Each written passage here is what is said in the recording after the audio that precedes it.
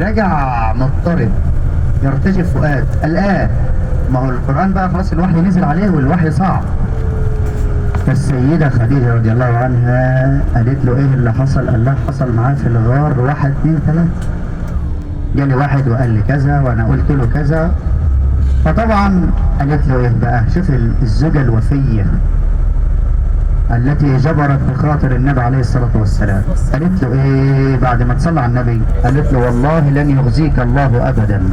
يا سلام، شفت بقى الكلام والمعاملة عشان نتعلم من النبي. قالت له خلي بالك، عشان طبعا لما يحصل اي موقف معانا نعمل زي ما فعل سيدة خديجة رضي الله عنها وارضاها. قالت له ايه جبرت بخاطره عليه السلام؟ والله لن يخزيك الله ابدا. ليه بقى؟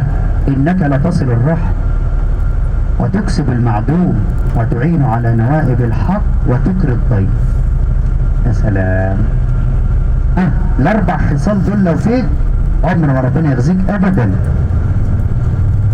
نتعلمها برضه من النبي عليه السلام. قالت له ايه بقى يا حجاج؟ والله انك لتصل الرحم، ما تخافش ربنا مش هيخزيك.